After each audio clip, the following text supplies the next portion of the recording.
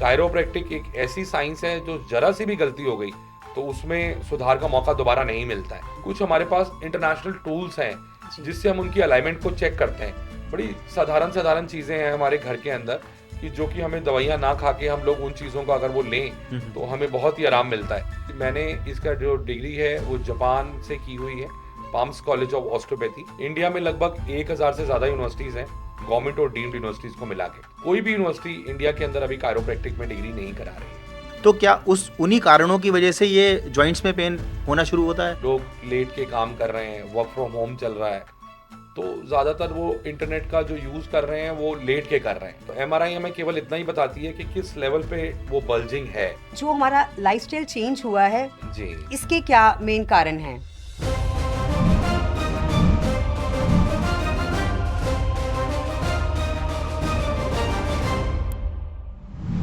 विदस के इस पॉडकास्ट में मैं और मेरे को एंकर सचिन आप सबका स्वागत करते हैं।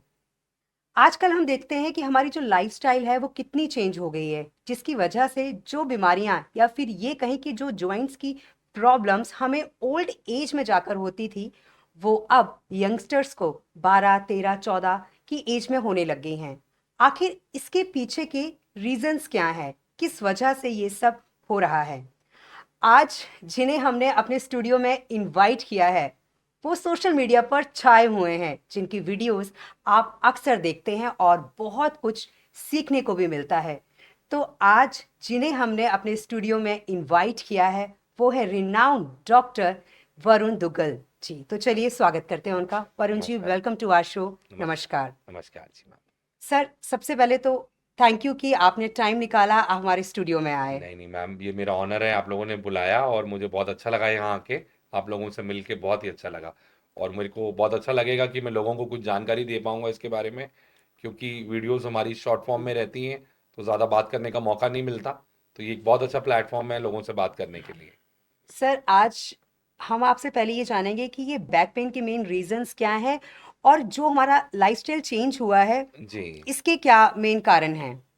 मैम, देखिए पहले के टाइम में क्या था कि यूजुअली जो जेंट्स थे वो ज़्यादा साइकिलिंग करते थे, फीमेल्स घरों का काम करती थी, इंटरनेट की पेनिट्रेशन नहीं थी। तो फिजिकल वर्कआउट बहुत ज़्यादा था लोगों का। हम्म। लेकिन अभी जैसे हम लोग इंटरनेट के ज़माने में आ गए हैं तो इसके अंदर बेसिकली क्या हो रहा है कि ज़्यादातर लोग जो हैं उनका सेडेंट्री लाइफस्टाइल हो चुका है। जी। लोग लेट के काम कर रहे हैं, वर्क फ्रॉम होम चल रहा है, तो ज़्यादातर वो इंटरनेट का जो यूज़ कर रहे हैं वो लेट के कर रहे हैं। लेट के मोबाइल का एक्सेसिव यूज़ हो रहा है, जिससे फिर हमारी जो स्पाइन है उसके जो कर्वेचर्स हैं वो लॉस्ट हो जाते हैं, हम्म। वर्टिब्रास में डिस्प्लेसमेंट आ जाती है। फिर उसकी वजह से डिस्क बल्ज की बीमारी बहुत ज़्यादा कॉमन हो गई है इंडिया के अंदर। जी। और हर उम्र का आदमी ऑपरेशन नहीं करा सकता, दवाइयाँ नहीं खा सकता है, क्योंकि वो उसका कोई ऑल्टरनेटिव नहीं है। जी। बिल्कुल। वो सिर्फ जो दवाइयाँ हैं पेन को सप्रेस करती हैं, कुछ टाइम के लिए पेशेंट का पेन कम होता है, लेकिन जो रूट कॉज है उसको वो मेडिसिन ट्रीट नहीं नहीं करती है। करती। तो हम्म। जो आप सुनते होंगे कायरोप्रैक्टिक, बहुत सारे लोगों को प्रोनाउंस करने में भी दिक्कत होती है। जी। तो इस वर्ड के बारे में मैं थोड़ा सा बताना चाहूँगा। ये जो शब्द है कायरोप्रैक्टिक, ये हम्म। यूरोपियंस ने दिया था कायरोप्रैक्टर। जी। ये कोई इंडियन वर्ड नहीं है। जी। इंडिया के अंदर जो लोग ये ट्रीटमेंट करते हैं उनको बोन सेटर्स बोला जाता है, वो क्वालिफाइड नहीं होते। कायरोप्रैक्टिक की बकायदा पूरा कोर्स है, पूरी डिग्री होती है जो कि विदेश में कराई जाती है। जी। इंडिया में लगभग 1000 से ज़्यादा यूनिवर्सिटीज़ हैं, गवर्नमेंट और डीम्ड यूनिवर्सिटीज़ को मिला के। हम्म। कोई भी यूनिवर्सिटी इंडिया के अंदर अभी कायरोप्रैक्टिक में डिग्री नहीं करा रही है। तो हमें जी। विदेश में जाके इसकी पढ़ाई करनी पड़ती है, क्योंकि वहाँ रिसर्च ज़्यादा है, हम्म। वहाँ उनके पास जानकारी ज़्यादा है। तो वो लोगों ने पूरा स्पाइन को चेक किया कि क्या हो रहा है अंदर, ये डिस्क बल्ज का कॉज क्या है, और उसको उसी तरह क्योर करने की कोशिश करी। तो उसी तरह हम लोग कायरोप्रैक्टिक विधि से हम्म। पूरा पेशेंट को क्योर करने की कोशिश करते हैं। बहुत सारे लोग सोचते हैं अगर कड़ कड़ की आवाज़ आ रही है तो जी। मैं ठीक हो जाऊंगा, जी। लेकिन इंटरनेशनल कायरोप्रैक्टिस इस बात से सहमत नहीं है। वो कहते हैं आपको करेक्शन पे फोकस करना है, आपको साउंड के ऊपर फोकस नहीं करना है। कई बार साउंड नहीं भी आती, पेशेंट फिर भी ठीक हो जाता है। हम्म। तो इस माध्यम से मैं बताना चाहूँगा लोगों को कि पहले तो अपने दिमाग से निकाल दें कि ये कोई कड़कड़ की साउंड है। वो जो आवाज़ सुनते हैं आप, वो एक नाइट्रोजन का बबल होता है जी। जो कि बर्स्ट होता है अंदर, हम्म। वो उसकी साउंड आती है। अच्छा डॉक्टर वरुण, ये जैसे अभी ऐसे ये आवाज आई, तो ये क्या बताया आपने कि ये? सर ये कैविटेशन साउंड है, जैसे आप अपने आप से कर रहे हैं, this is not a correction. Okay. जो हम लोग एक पर्टिकुलर एंगल में लेके वर्टेब्रास को या जॉइंट्स को फोर्स लगाते हैं बॉडी की बायोमैकेनिक्स देखने के बाद कि क्या उसकी बॉडी की बायोमैकेनिक्स में चेंजेस आए हैं, जी जी जी। उसको कायरोप्रैक्टिक कहा जाता है। और जी। इंडिया में जो लोग ये ट्रीटमेंट करते हैं ज्यादातर बोन सेटर्स हैं। तो पेशेंट से भी हमारी यही रिक्वेस्ट है कि आप किसी के पास भी जाएं तो आप ये देखें कि पहले वो क्वालिफाइड है या नहीं है ये बहुत उसकी। जरूरी बात बिल्कुल, है। क्योंकि आप अपना बॉडी उसको हवाले करने जा रहे हैं, हम्म। तो अगर आपको ठीक होने के बजाय नुकसान पहुंच जाए तो वो बहुत ज़्यादा गलत चीज़ हो जाएगी। और ये बहुत ही अच्छी साइंस है जिसको बहुत ही अच्छी तरह से यूज़ करना चाहिए। जी, आप तो एक काइरोप्रैक्टर हैं, लेकिन एक सवाल सचिन जी, मैंने भी देखा है कि बहुत बार ऐसा होता है कि जैसे किसी की ना बैक में पेन है या कहीं पे पेन है, तो कहते हैं कि लाओ मुझे आता है ठीक करने, और वो उसकी गर्दन को इस तरह से घुमा देते हैं, जैसे आपने कहा साउंड भी आती है, कहते हैं हाँ अब आराम है, वो किसी से भी करवा लेते हैं, तो हाँ इस जी, हाँ इट जी। मीन्स कि ये हमारे लिए बहुत ज़्यादा हार्मफुल है। बिल्कुल मैम, क्योंकि हमारी यहाँ से वर्टिब्रल आर्टरी जा रही है जो ब्रेन में ब्लड सप्लाई लेके जाती है। जी जी। हम लोगों को बताया जाता है कि आपको पहले उसके टेस्ट करने हैं। हम्म। कभी भी हम किसी सर्वाइकल रीजन का या किसी पेशेंट का करेंगे कायरोप्रैक्टिक, तो उसके लिए एक अल्नार लिगामेंट टेस्ट होता है, वो हम लोग परफॉर्म करते हैं। दूसरा, हम लोग उसकी पहले पूरी जो रिपोर्ट्स हैं, एमआरआई, एक्सरे, उसको पूरा स्टडी करते हैं अच्छी तरह कि इस पेशेंट की बोन डेंसिटी कैसी है, डिस्क बल्ज किस लेवल पे है, और कायरोप्रैक्टिक करने के बाद इससे कोई नुकसान तो नहीं होगा। और उसके बाद ही हम उसका कायरोप्रैक्टिक ट्रीटमेंट करते हैं, जब हम उसको पूरा प्रोटोकॉल्स फॉलो कर लेते हैं। जो डब्ल्यूएचओ ने हमें गाइडलाइंस दी हुई हैं, तो उसको गाइडलाइंस को हम पहले पूरा फॉलो करते हैं, तो उसके बाद ही हम उसका ट्रीटमेंट करते हैं। बहुत सारे लोग डरते हैं, पता नहीं ये वीडियो बहुत स्केरी है, तो ऐसा कुछ नहीं है।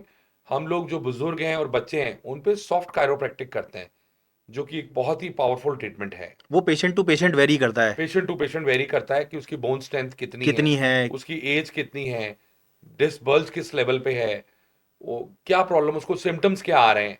अब कई पेशेंट आते हैं जिनको चक्कर आ रहे हैं, हम्म। कई पेशेंट आते हैं जिनको बाजू में दर्द आ रहा है, बिल्कुल। कई पेशेंट आते हैं जिनको चेस्ट में पेन है, कई पेशेंट को नौजिया वॉमिटिंग की फीलिंग बहुत होती है, कई लोगों को नॉर्मल ईयर साउंड आ। तो सर्वाइकल कहने के लिए सिर्फ एक छोटा शब्द है, लेकिन उसको अगर आप गहराई से देखेंगे तो उसमें 100 तरह के सिम्टम्स हैं। तो वो हमें रिकॉग्नाइज करना होता है कौन से पेशेंट को क्या दिक्कत है, क्या ट्रीटमेंट से इसको हमारी बेनिफिट होने वाला है, उसके अकॉर्डिंग हम उसका ट्रीटमेंट करते हैं। क्या लाइफस्टाइल में जो आज चेंजेस आए हैं, हमारे सिटिंग पोस्चर बहुत ही अजीबोगरीब हो गए हैं, ज़्यादा बैठने का काम हो गया है, कंप्यूटर पे हम ज़्यादा टाइम देते हैं, जी फ़ोन में जी। हम ज़्यादा देते हैं, तो क्या उस उन्हीं कारणों की वजह से ये जॉइंट्स में पेन होना शुरू होता है? एग्जैक्टली सर, क्योंकि क्या होता है कि जब आजकल आप देख रहे हैं वर्क फ्रॉम होम लॉकडाउन के बाद चल रहा है, जी जी जी।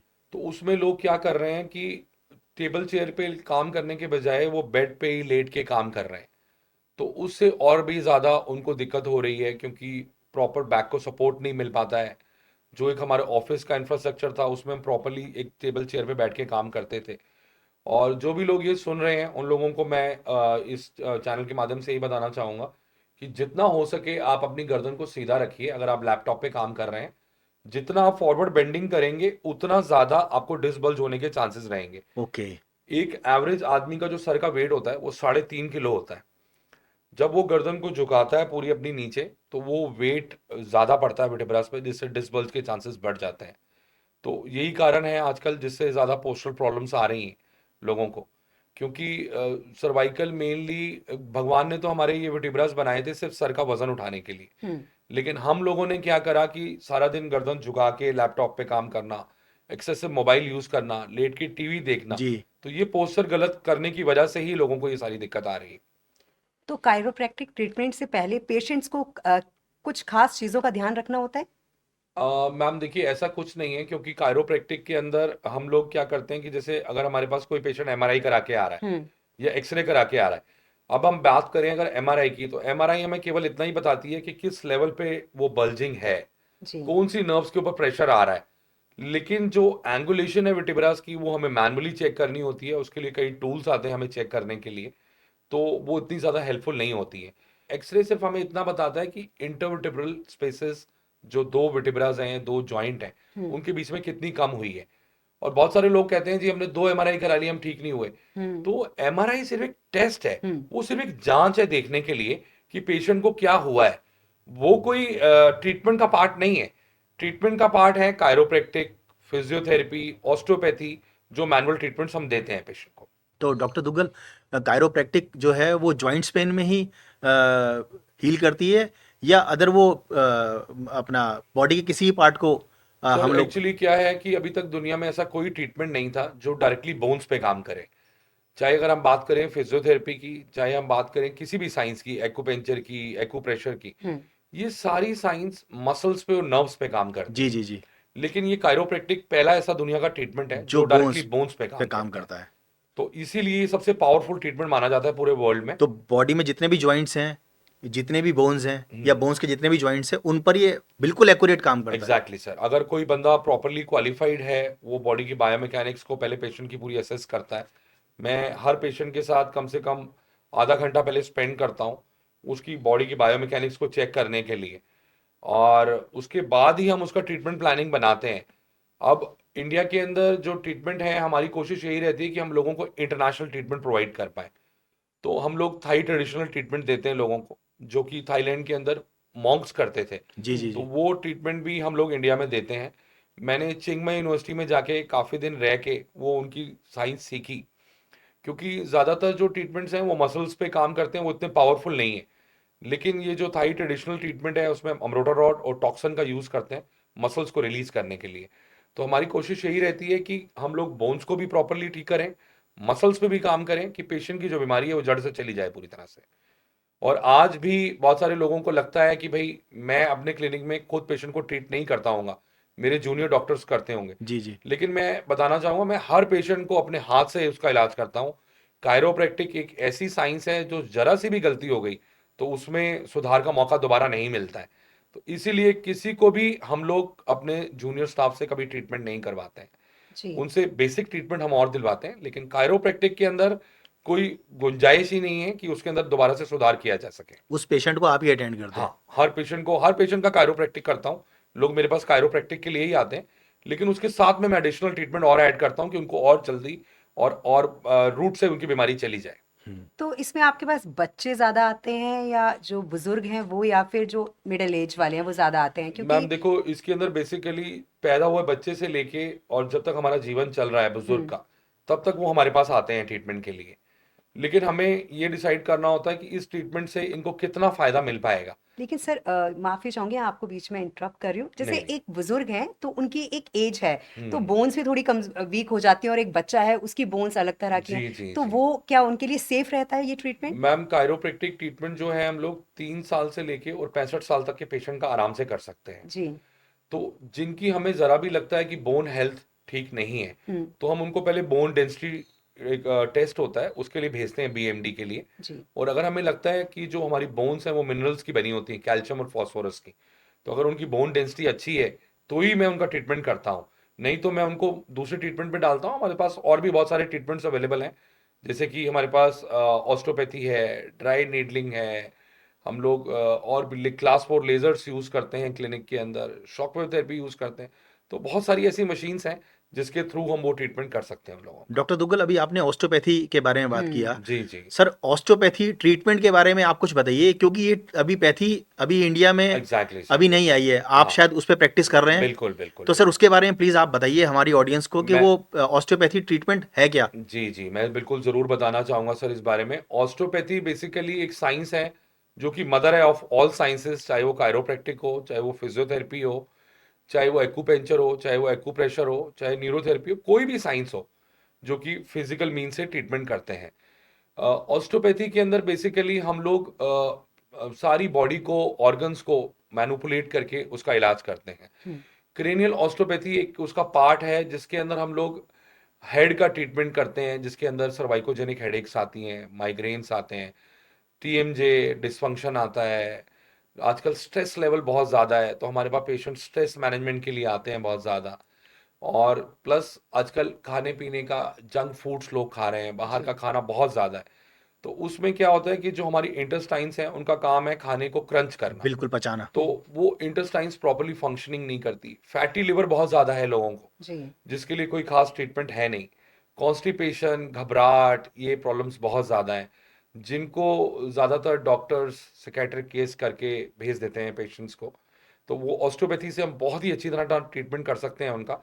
और मैं थोड़ा सा ये भी बताना चाहूँगा कि मैंने इसका जो डिग्री है वो जापान से की हुई है, पाम्स कॉलेज ऑफ ऑस्टियोपैथी। और मैं एक रजिस्टर्ड ऑस्टियोपैथ हूँ। जापान हेल्थ एसोसिएशन की वेबसाइट पे आप जाएंगे तो आपको मेरा उसमें बाकायदा नाम मिलेगा। तो ये बहुत ही पावरफुल साइंस है। ये है कि इसको आप प्रॉपरली यूज़ करें पेशेंट के ऊपर, तो पेशेंट को बहुत ही आराम मिलता है। तो इसका ट्रीटमेंट आप कब से शुरू कर रहे हैं अपने क्लिनिक पर? सर, ऑस्टियोपैथी का ट्रीटमेंट ऑलरेडी हम कर रहे हैं। ओके। मैं ऑलरेडी ऑस्टियोपैथी में डिग्री कंप्लीट कर चुका हूँ अपनी, और उसके लिए हम लोग पेशेंट्स को ट्रीट कर रहे हैं। बहुत ही अच्छा रिजल्ट है, बहुत लोगों को आराम मिल रहा है। बहुत पेशेंट हैं जो साइनस से बहुत परेशान रहते हैं। जी। साइनस में यूजुअली एंटीबायोटिक्स दिए जाते हैं कि जैसे अगर किसी की साइनस ब्लॉक्ड हो गई तो उसके अंदर म्यूकस बनती है पेशेंट के अंदर, तो वो म्यूकस ड्रेन होने की जगह नहीं मिलती है। हमारी 4 साइनस रहती हैं, जी। फ्रंटल साइनस, नेजल साइनस, हम्म। और यहाँ हमारे मोलर्स के पास मैक्सिलरी साइनस होती है मुंह के अंदर, और एक एथमॉइड साइनस हमारी डीप होती है। तो उन साइनसेस को हम ओपन करते हैं कि वो जो म्यूकस बन रही है वो परमानेंटली अंदर ही अंदर ड्रेन करे, कि पेशेंट को एंटीबायोटिक्स बार बार ना लेना पड़े, इन्फेक्शन ना हो। तो जो भी ये साइंसेस हैं, ये रूट कॉज को ट्रीट करती हैं, ना कि पेशेंट के सिम्टम्स को।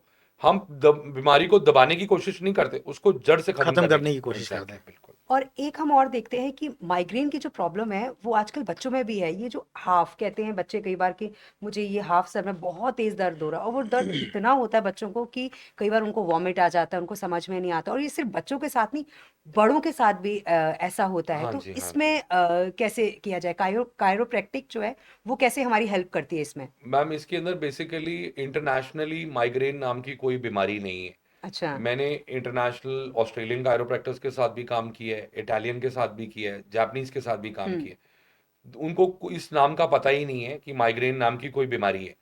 वो लोग मानते हैं कि ये सबलक्सेशंस हैं जो कि हमारी नेक के अंदर हो रही है। हम्म। आजकल आप देखती हैं कि बच्चा खाना नहीं खा रहा है, तो मदर उसको यूट्यूब पे कुछ हम्म। वो पोयम चला देती हैं कि बच्चे का थोड़ा ध्यान ध्यान डिवर्ट हो जाए और वो खाना खा ले। हम्म। तो हम लोग खुद ही अपने बच्चों को आदत डाल रहे हैं पैदा होते ही कि भाई आप मोबाइल देखो। हम्म। तो जब वो बच्चे गर्दन झुका झुका के मोबाइल देखते हैं तो उससे उनको सर्वाइकल की प्रॉब्लम स्टार्ट होती है, जिससे हाफ हेड और हाफ फेस पे बच्चों का दर्द होने लगता है, बड़ों का दर्द होने लगता है। हम्म। क्योंकि वो सारा लाइफस्टाइल रिलेटेड चीजें हैं। वो बेसिकली विटिब्रास में सबलक्सेशंस हो जाती हैं, जिसकी वजह से ये बीमारी होती है लोगों को। तो उसकी करेक्शन हम कायरोप्रैक्टिक से हम लोग अलाइनमेंट करते हैं। हम लोग चेक करते हैं कि विटिब्रा हमारा 3 डायमेंशनल बॉडी होती है, जी। कि वो राइट में गया, लेफ्ट में गया, एंटीरियर गया या पोस्टीरियर गया। हम्म। उसके अकॉर्डिंग हम लोग उसको अलाइन करके अपनी रिपोजिशन करते हैं अपनी ओरिजिनल पोजीशन के अंदर। उससे पेशेंट को बहुत ही आराम मिलता है। एक और सवाल मैं ज़रूर जानना चाहूँगी कि जॉइंट्स की जब बात आती है तो कई बार ऐसा होता है कि हम अपनी एज की बात करें तो कई बार हमारे जॉइंट्स में इतना पेन होता है कि हम उठ भी नहीं पाते हैं। और जॉइंट रिप्लेसमेंट भी बोला जाता है। कई बार जो बड़े होते हैं, जो 60-65 होते हैं, उन्हें बोला जाता है कि आपको तो अब भी चेंज करवाने ही पड़ेंगे अपने घुटने। तो क्या जो ऑडियंस हमारा ये प्रोग्राम देख रही है, अगर उनको डॉक्टर ने इस तरह का कोई ट्रीटमेंट बोल दिया है कि अब आपको ऑपरेशन करवाना ही पड़ेगा, अगर वो आपके पास आते हैं तो क्या वाकई उन्हें एक अच्छा रिजल्ट देखने को मिलेगा? मैम, मैं आपको एक इसके अंदर बात बताना चाहूंगा कि एक ऑर्थोपेडिक्स की कॉन्फ्रेंस हो रही थी कानपुर में। जी। उधर बहुत सारे ऑर्थोपेडिक सर्जन्स बैठे हुए थे। तो एक पेशेंट आया जिसको जो सा डिस्क बल्ज था हम्म। या फ्रैक्चर था स्पाइन के अंदर। तो उन्होंने, जो स्पीकर था, जो उसने उनसे पूछा कि भाई आप इनकी सर्जरी करेंगे? हम्म। तो 70% ऑर्थोपेडिक सर्जन्स ने कहा कि जी हम सर्जरी करेंगे। जी। उस स्पीकर ने कहा कि मैं इस बात को घुमा के पूछता हूँ, हम्म। अगर ये पेशेंट आपकी वाइफ है तो तभी भी आप सर्जरी करेंगे? तो 35% ऑर्थोपेडिक सर्जन्स का कहना था जी अभी भी हम सर्जरी करेंगे। ठीक है। अब उस स्पीकर ने कहा जी मैं इस बात को फिर से घुमाता हूं, अगर ये आपके साथ होगा तो आप फिर भी सर्जरी करेंगे? तो वो जो 70% रेशो थी वो 3% पे आ गई। 3% डॉक्टर्स ने कहा कि हम सर्जरी करेंगे। तो जब भी जैसे आप ये सवाल मुझसे पूछ रही हैं, तो हम लोग भी जो हमारे मेंटोर्स हैं उनसे ये चीज़ पूछते हैं। तो एक दिन एक ऑस्ट्रेलियन कायरोप्रैक्टर था, हम्म। बहुत फेमस है, मैं उनका नाम भी लेना चाहूँगा आपके चैनल पे, डॉक्टर जेरमी पॉन्टी उनका नाम है। जी। बहुत ही फेमस ऑस्ट्रेलियन कायरोप्रैक्टर है। तो मैंने उनसे पूछा कि सर, हमसे पेशेंट पूछता है आके कि मैं सर्जरी के लिए जाना चाहता हूँ। हम्म। तो उसने मुझे एक बात कही कि वो डॉक्टर से पूछिए कि अगर ये आपके रिलेटिव्स हों या आपकी मदर हों या आपकी सिस्टर हों तो भी आप उनकी सर्जरी करेंगे? क्योंकि हमारी जो बॉडी है 3 डायमेंशनल है, हमारे वर्टिब्रास चारों तरफ को घूमते हैं। जी। तो अगर हम उसकी मूवमेंट को रिस्ट्रिक्ट कर देंगे तो कहीं ना कहीं वो प्रॉब्लम बहुत ज़्यादा क्रिएट होगी। तो इसलिए सर्जरी कोई ऑप्शन नहीं है। आप एक नकली दांत लगवाते हैं, वो 6 महीने में हिलने लग जाता है पेशेंट हाँ का। जी। तो joint replacement is a major surgery. Hmm. Bypass के बाद अगर हम कोई बात करें तो जॉइंट रिप्लेसमेंट आती है, आप पूरा जोड़ बदल रहे हैं पेशेंट का। जी।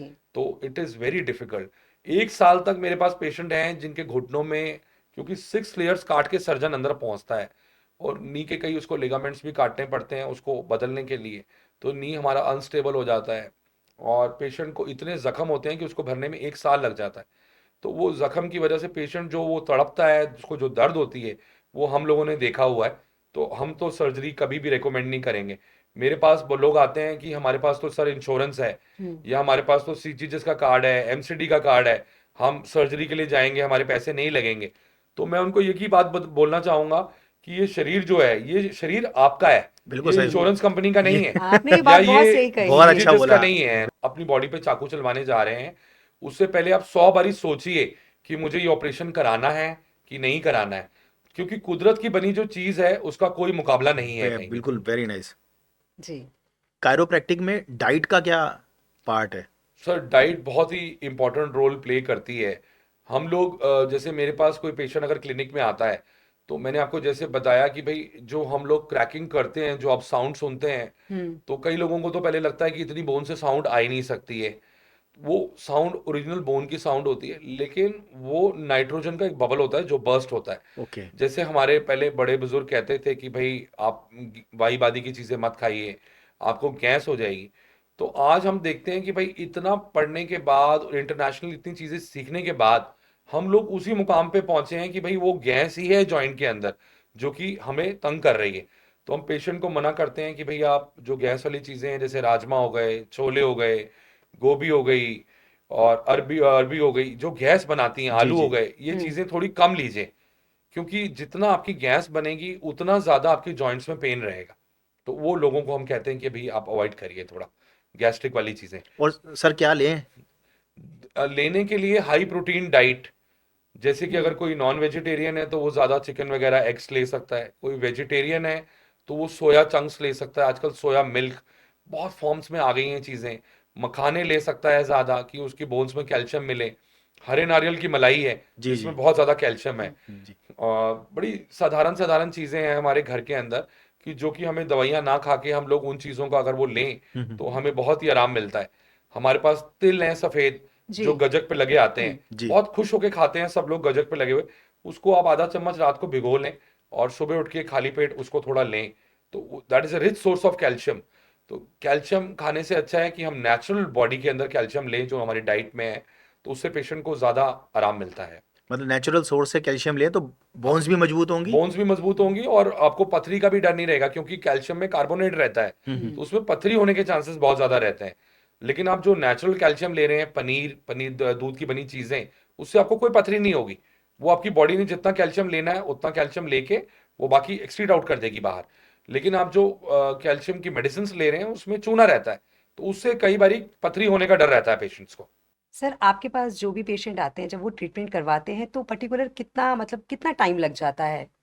मैम देखिए, ये पेशेंट की कंडीशन पे डिपेंड हम्म। करता है। उसकी जब भी ये पेशेंट बहुत ज़्यादा ये क्वेश्चंस पूछते हैं कि भाई कितना समय लगेगा सर। हम्म। कोई हमारे पास अभी जैसे मेरा क्लिनिक दिल्ली में हमारा हेड ऑफिस है, हाँ जी। तो कोई बिहार से आ रहा है, कोई उड़ीसा से आ रहा है, कोई गुजरात से आ रहा है। तो उन लोगों को भी हम यही बताना चाहेंगे मैम, जिस आपने ये क्वेश्चन पूछा, बहुत ही अच्छा क्वेश्चन है आपका ये। क्योंकि उसकी जब तक हम बीमारी को पूरा डायग्नोज नहीं कर लेंगे, हम्म। हम देख नहीं लेंगे कि उसको हुआ क्या है, तो उसके बिना समय बताना हमारे लिए बहुत मुश्किल रहता है। जी। क्योंकि हम लोग भी एक बारी देखना चाहेंगे, हमारे कुछ फिजिकल टेस्ट होते हैं, हम्म। कुछ हमारे पास इंटरनेशनल टूल्स हैं जी। जिससे हम उनकी अलाइनमेंट को चेक करते हैं। जैसे कि हमारे पास टूल है नर्वोस्कोप, हम्म। वो एफडीए अप्रूव्ड है। इंडिया में जैसे हम आईएसआई मार्क मानते हाँ हैं, जी। तो ऐसे इंटरनेशनली एफडीए अप्रूव्ड टूल्स माने जाते हैं। अच्छा। तो वो एफडीए अप्रूव्ड है। तो उससे हम एंगुलेशंस चेक करते हैं जॉइंट्स की, वर्टिब्रास की, कि कितने डिग्री डिस्प्लेसमेंट है। तो उसके अकॉर्डिंग फिर हम उनका ट्रीटमेंट प्लानिंग बनाते हैं। कितने दिन का समय लगेगा वो बताते हैं पेशेंट को। तो वो जब तक हम पेशेंट को फिजिकली नहीं चेक कर लेते तब तक बताना बहुत मुश्किल रहता है। तो आप क्या कोई एक्सरसाइज भी बताते हैं जब पेशेंट पूरी तरह से ठीक हो जाता है, तो आप क्या उसे बताते हैं कि ये एक्सरसाइज तो आपको डेली करनी ही करनी है? जी जी जी।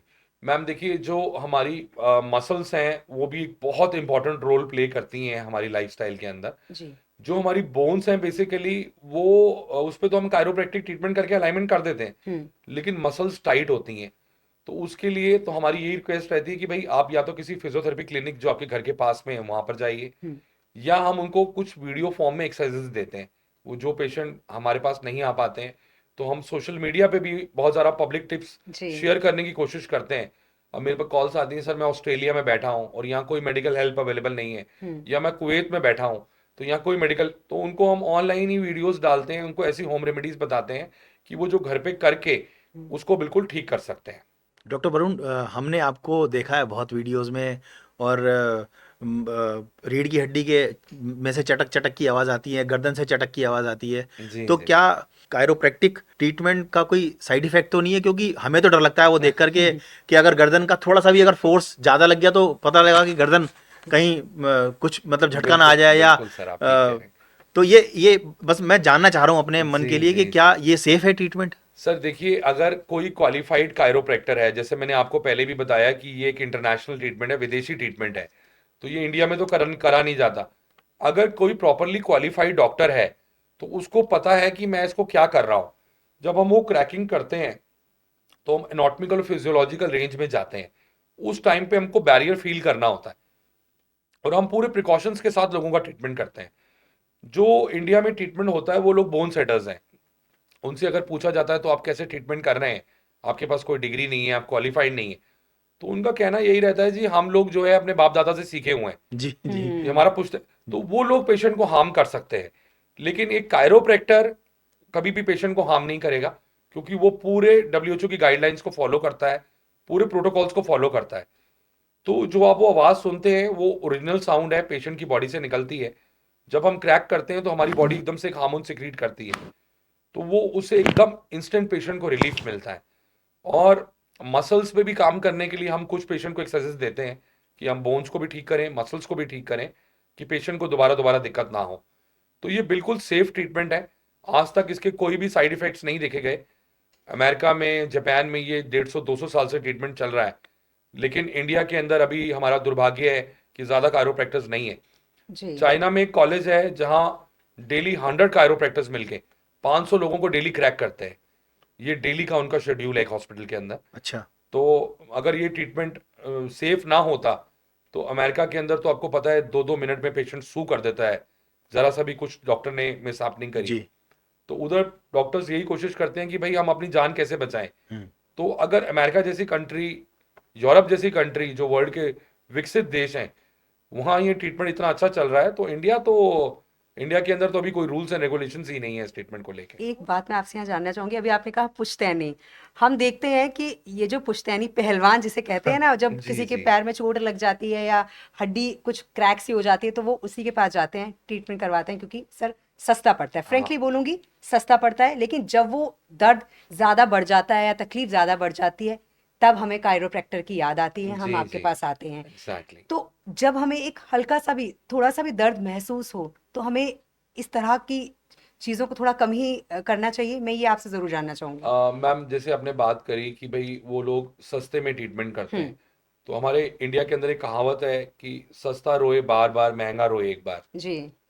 जो कायरोप्रैक्टर है वो एक 10 साल की पढ़ाई करके आ रहा है, और जो आदमी एनाटॉमी फिजियोलॉजी बॉडी की नहीं जानता, जिसको पता ही नहीं कि मेरी रीढ़ की हड्डी में कितने मनके हैं, कितने हुँ, विटेब्राज हैं, तो वो क्या अलाइनमेंट करेगा। उसको यही नहीं पता कि विटेब्रा की पोजीशन क्या है, हमारी बॉडी की बायोमैकेनिक्स किस तरह से आउट हो गई है। उसके पास कुछ टूल्स ही नहीं है बेसिक चेक करने के लिए, तो हुँ। वो कैसे उस चीज का इलाज कर सकता है।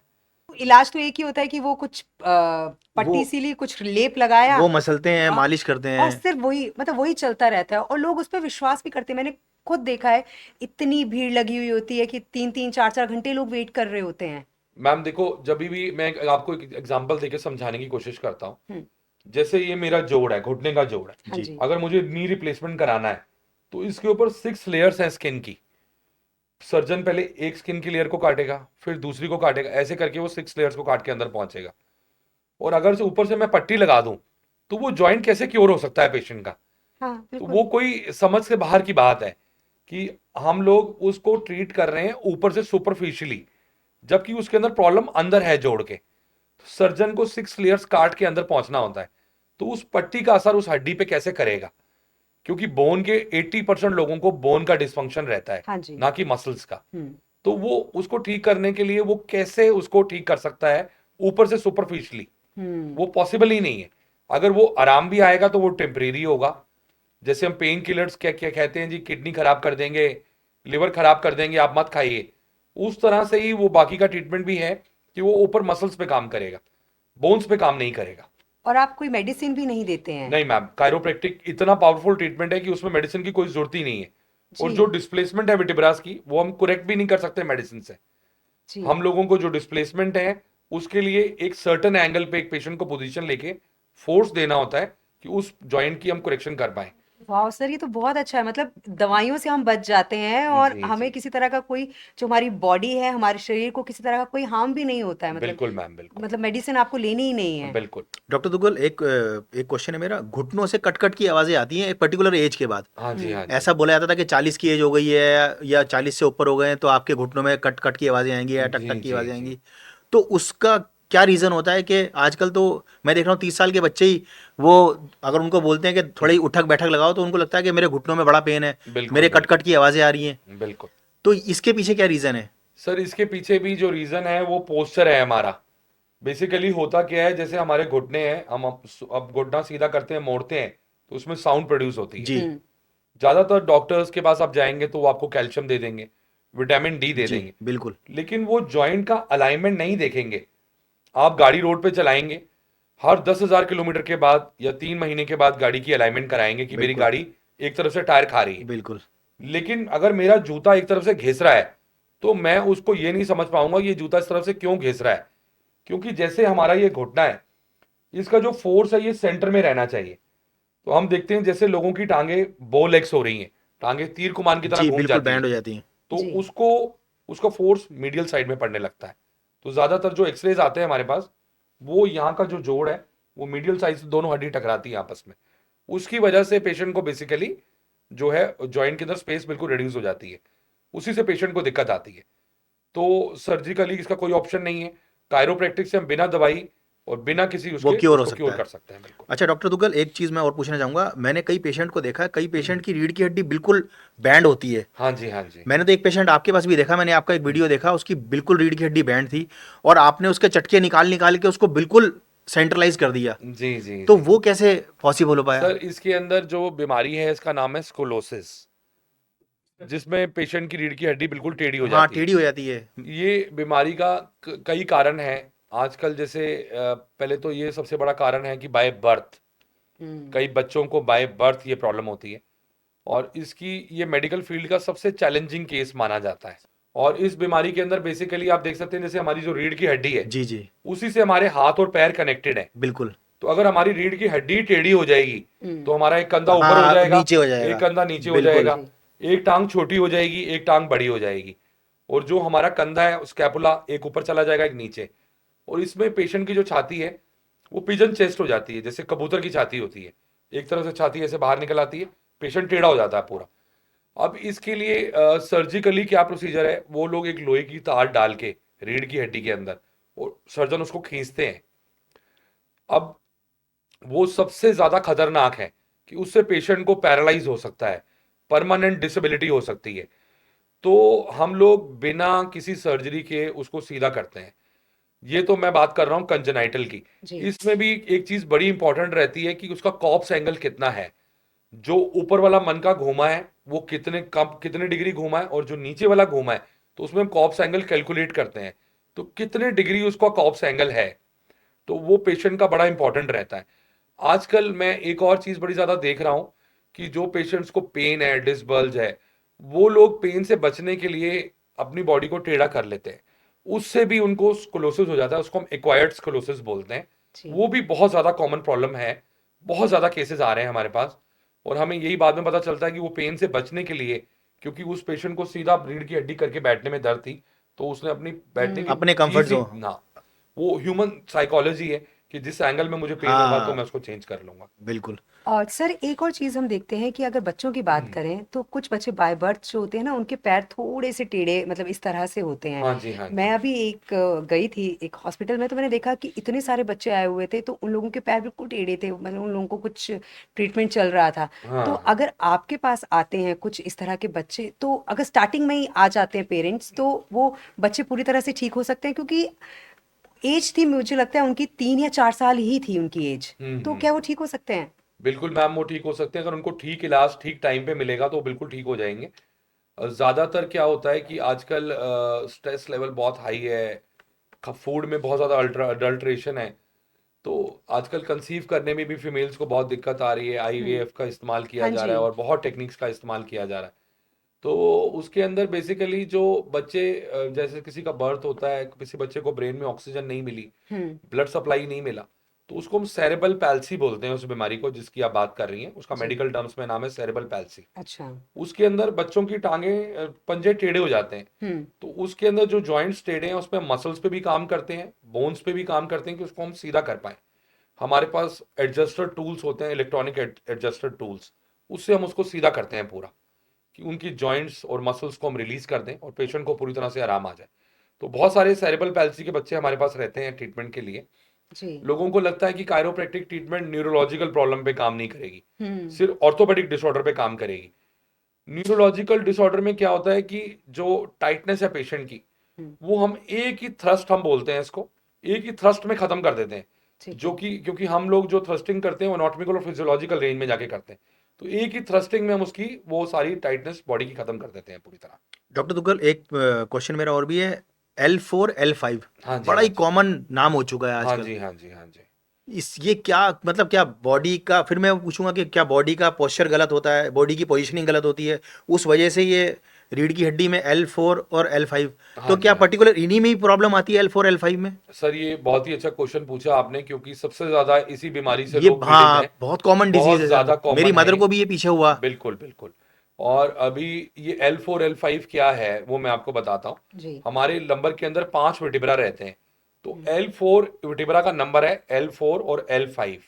यहाँ ज्यादातर लोगों को दिक्कत इसलिए आती है कि जो आदमी जब सीधा खड़ा होता है जी। तो उसका सेंटर ऑफ ग्रेविटी जो है बॉडी का, वो L4 L5 और S1 पे पड़ता है ओके। सीधा खड़ा होने के लिए। ये फिजिक्स का रूल है, सेंटर ऑफ ग्रेविटी। हम जी। लोगों ने सबने स्कूल में पढ़ा है सेंटर ऑफ ग्रेविटी। तो L4 L5 और S1 में पड़ता है। तो वो सबसे ज्यादा डिस्क प्रभावित होती है उसके अंदर, हम्म। क्योंकि जब भी हम सीधे खड़े हो रहे हैं, एक एवरेज आदमी 3,000 बारी दिन में, 3,000 से 3,500 बारी झुकता है। चाहे वो ब्रश कर रहा है, चाहे वो लेट के उठ रहा है, चाहे वो नहाने जा रहा है, चाहे वो गाड़ी चला रहा है, तो हमारी स्पाइन हर टाइम बेंड हो रही है। तो उसको बचाने के लिए L4 L5 की जो विटिब्राज हैं, वो एक विटिब्रा क्लॉकवाइज चला जाता है, दूसरा विटिब्रा एंटी क्लॉकवाइज। तो जो उसके अंदर की डिस्क होती है जिसको हम झिल्ली बोलते हैं, वो निकल के बाहर आ जाती है अच्छा। और वो जी। नस के ऊपर प्रेशर डालती है। तो हम्म। अब वो जो डिस्क बाहर आ गई, उसको दवाइयों से तो सिर्फ नसों को सुन किया जाता है कि कुछ टाइम के लिए पेशेंट को दर्द का एहसास ना हो। हम्म। सर्जिकली उसको काट दिया जाता है उस झिल्ली को, उसको माइक्रोडिक्सटॉमी बोलते हैं, जो सर्जिकली प्रोसीजर है। और उसके अंदर 2 नेल्स डाल दिए जाते हैं, एक पेच ऊपर डालते हैं, एक पेच नीचे डालते हैं, और उन विटिब्रा को जाम कर देते हैं कि विटिब्रा मूवमेंट ना करे। जब वो विटिब्रा मूवमेंट नहीं करेंगे तो पेशेंट की डिस्क जो है वो बाहर नहीं निकलेगी। लेकिन मैंने जैसे आपको पहले भी बताया कि जो कुदरत है उसने हमें 3 डायमेंशनल हमारी बॉडी बनाई है। जी। बिल्कुल सही बात। हम आगे भी झुकते हैं, पीछे भी जाते हैं, साइड पे भी झुकते हैं, इस तरफ भी जाते हैं। तो उससे हमारी मूवमेंट रिस्ट्रिक्ट हो जाती है। तो उससे फिर पेशेंट को जो सा है और लेवल्स पे डिस्क बल्ज हो जाता है। एक बारी तो पेशेंट ने अपनी डिस्क की ऑपरेशन करा लिया, जी। अब उसको कुछ टाइम के बाद L4 L5 के बाद L2 L3 में दिक्कत आ जाती है, या उसको थोरेसिक लेवल में दिक्कत आ जाती है, या सर्वाइक। तो वो कितनी बारी ऑपरेशन कराएगा? जी। तो बिल्कुल। हर आदमी, हर उम्र का आदमी ऑपरेशन नहीं करा सकता, हम्म। हर उम्र का आदमी दवाइयां नहीं खा सकता। उसको एक ऐसा विकल्प चाहिए हिंदुस्तान के अंदर कि बिना दवाई बिना ऑपरेशन के वो ठीक हो जाए। अभी मैं किसी पेशेंट को बोलूं सर आप कायरोप्रैक्टिक ट्रीटमेंट कराने अमेरिका चले जाइए या आप जापान चले जाइए, तो वो पहले सोचेगा जी मैं वहां जाऊंगा तो टिकट का कितना खर्चा होगा, वहां कहाँ रहूंगा, क्या खाऊंगा, किस कायरोप्रैक्टर के पास जाऊंगा, बिल्कुल सही बात। कितना इस ट्रीटमेंट का कॉस्ट है। तो हम इस ट्रीटमेंट का जो लगभग कॉस्ट है इंटरनेशनली, जो इंटरनेशनल कायरोप्रैक्टर चार्ज करते हैं, जी वो 300 से $350 कॉस्ट करते हैं। 300 से $350, अगर हम आज मल्टीप्लाई करें 84-85 रुपए डॉलर है, तो एक सेशन का कॉस्ट 35,000 के करीब पड़ता है। उसके बाद उसकी प्लेन की टिकट्स हो गई, उसको रहने का खर्चा हो गया। तो वही ट्रीटमेंट हम लोग यहाँ पे इंडिया में ऑलमोस्ट 90% डिस्काउंट पे लोगों को देते हैं कि हर कॉमन आदमी इसको अफोर्ड कर पाए। तो एक सेशन का जो कॉस्ट है इंडिया के अंदर, हमने उसको 4 से 5,000 के बीच में लेके आए हैं कि जी हर कॉमन मैन वो ट्रीटमेंट को अफोर्ड कर पाए और वो ले पाए उस ट्रीटमेंट को। तो और हमने इस अभी थोड़ा रिसेंटली एक चीज़ और भी स्टार्ट करी है। कई लोग ऐसे हैं जो ये चार्जेस भी पे नहीं कर पाते हैं, जी जी बिल्कुल सही जो कि बात, पॉवर्टी लाइन के नीचे हैं। बिल्कुल तो उन लोगों के बड़े मुझे सोशल मीडिया पे मैसेज आते हैं, सर बहुत एक्सपेंसिव है, हम 4 से 5,000 भी अफोर्ड नहीं कर पा रहे। तो हम लोगों ने, जो लोग बीपीएल कार्ड होल्डर्स हैं या जो बिलो पॉवर्टी लाइन है, आयुष्मान कार्ड होल्डर्स हैं, उनके लिए हर महीने की पहली तारीख को ट्रीटमेंट हमने फ्री कर दी है। अच्छा कि कई लोग देखिए गुरुद्वारे में लंगर लगाते हैं, कई जी मंदिर में भंडारा करते हैं, जी लेकिन एक डॉक्टर जो है वो अपनी सर्विसेज से लोगों बिल्कुल को जो बिल्कुल है हम लोग, हमारे लिए हमारा पहला कर्तव्य यही है कि ह्यूमन, जी हम जो इंसानों की सेवा करें। बिल्कुल तो हमारी यही कोशिश है कि भाई जो गरीब आदमी है वो भी इस इलाज को करा पाए और उसको मुश्किल ना हो, वो ये ना सोचे कि ये विकल्प भी था और मैंने ऑपरेशन करा लिया। तो हर महीने की पहली तारीख को अगर किसी के पास बीपीएल कार्ड है, आयुष्मान कार्ड है, बिलो पॉवर्टी लाइन है, तो उसके लिए हमने ये ट्रीटमेंट और कंसल्टेशन चार्ज बिल्कुल वेव ऑफ कर दी है। चलिए तो बहुत अच्छी बात जी है सर, डॉक्टर दुग्गल बिल्कुल। कि आप इस सोशल कॉज में आप बढ़ नहीं चढ़कर, सर, बिल्कुल यही हम लोग ह्यूमैनिटी के लिए कर सकते हैं, जी वही कोशिश है हमारी। जो आपके पेशेंट होते हैं हाँ जब जी, वो हाँ जी। पूरी तरह से ठीक हो जाते हैं, तो जब वो अपने घर जाते हैं तो वो खुद अपनी लाइफ में क्या चेंज महसूस करते हैं? क्योंकि बहुत से पेशेंट जो है वो आपको बताते भी होंगे कि हमारी जी, लाइफ जी। में अब ये चेंजेस आए हैं। मैम, मेरे को बहुत खुशी मिलती है। मेरे पास कई पेशेंट हैं, कई कई बच्चे हैं जो कि बहुत ज़्यादा जॉइंट प्रॉब्लम से पीड़ित थे। जब वो अपने घर जाते हैं तो उनकी बॉडी का जैसे वेट दोनों टांगों पे नहीं आता था पहले, हम्म वो दोनों लेग्स इक्वल वेट लेने लगती हैं। वो लेट के उठते थे तो उनको हर टाइम पेन था, उनको हर टाइम दर्द रहता था। वो दर्द उनका हमेशा के लिए चला जाता है और वो अपनी लाइफ के अंदर डिजास्टर चेंज महसूस करते हैं, क्योंकि जो उनकी लाइफस्टाइल है वो बिल्कुल ही टोटली बदल जाती है। जी क्योंकि दवाइयाँ उनको खानी नहीं पड़ती हैं और किसी तरह की कोई उनको प्रॉब्लम नहीं रह जाती, तो वो अपने आप को पूरा हेल्दी महसूस करते हैं। लेकिन जैसे हम लोग हर 10,000 किलोमीटर के बाद गाड़ी का अलाइनमेंट कराते हैं, ऐसे ही अगर हम लोग गाड़ी को गड्ढे में तेज चलाएंगे तो हमारी गाड़ी का अलाइनमेंट जल्दी आउट हो जाएगा। बिल्कुल जी जब हम ठीक होके जाते हैं तो हम भूल जाते हैं कि भाई हमने कायरोप्रैक्टिक ट्रीटमेंट कराया था, हमारा अलाइनमेंट इतने डिग्री आउट था, डॉक्टर ने ठीक किया, तो अब हमें वो दोबारा गलतियां नहीं करनी है। लेकिन कहीं ना कहीं हम लोग इंसान हैं, वो गलतियां दोबारा कर बैठते हैं, तो उनका अलाइनमेंट दोबारा से कई बार आउट होने लगता है। जी तो हम उनको यही रेकमेंड करते हैं कि साल 6 महीने में आके आप एक एक सेशन ले लीजिए। अभी तो जैसे उनको दिक्कत ज़्यादा होती है, किसी को में 5 सेशन देने पड़ते हैं, किसी को 10 देने पड़ते हैं, उनकी हेल्थ कंडीशन के अकॉर्डिंग। लेकिन जब वो एक बारी ठीक हो जाते हैं तो साल 6 महीने में हम उनको यही कहते हैं कि आप विजिट करिए कायरोप्रैक्टर के पास रेगुलरली और दोबारा से अपना अलाइनमेंट चेक कराइए कि वो इतना आउट ना हो जाए कि दोबारा से हमें वो ट्रीटमेंट इतना लंबा आपको देना पड़े। जी तो यही कायरोप्रैक्टिक ट्रीटमेंट है जो कि इंडिया के अंदर अभी हम लोगों ने बहुत ही लोग पसंद कर रहे हैं, क्योंकि बिना दवाइयों के लोगों का इलाज हो रहा है। जी जी thank you so much sir कि आप नहीं नहीं मैम, स्टूडियो में आए। नहीं थैंक नहीं यू, मैम, बहुत बहुत अच्छा बहुत लगा, इट शुक्रिया वॉज माई आपका। ऑनर। आप लोगों को मिलकर मुझे बहुत अच्छा लगा और आप लोगों ने ऐसे ऐसे लोगों के सवाल उठाए जो कॉमन मैन के क्वेश्चंस थे, मैं अपनी वीडियोस में उनको आंसर नहीं कर पाता था, तो आपके चैनल के माध्यम से वो लोगों तक पहुंचेगी और लोग इसे सुनेंगे तो मुझे बहुत अच्छा लगेगा। और आप मुझे भी टैग करिएगा जरूर कि बिल्कुल मेरी सर। ऑडियंस भी ये जी जरूर देख पाए। थैंक बिल्कुल यू सो मच फॉर मेरे को इनवाइट करने के लिए ma'am, thank you so much. Thank you sir, thank you, thanks for coming. तो इसी तरह की इंफॉर्मेशन हम आपको देते रहेंगे अपने विदस में। अगर आप भी चाहते हैं कि बिना दवाई बिना सर्जरी के आप ठीक हो जाएं, तो आप डॉक्टर वरुण दुग्गल से ज़रूर संपर्क करें। अपने ये जो हमारा पॉडकास्ट है इसमें हम आपको उनका कॉन्टैक्ट नंबर ज़रूर देंगे। अगर आप ये देखते हैं कि आपके आसपास कोई ऐसा व्यक्ति है जो एक अच्छा काम कर रहा है, लोगों की मदद कर रहा है, तो आप हमें डीएम कर सकते हैं। हम उन्हें अपने इस विदस में ज़रूर इनवाइट करेंगे। और आप हमारे विदस को लाइक करें, शेयर करें, सब्सक्राइब करें और इस तरह की वीडियोस हम आपके लिए लाते रहें, हम यही चाहते हैं। थैंक यू हमें देखने के लिए। Thank you.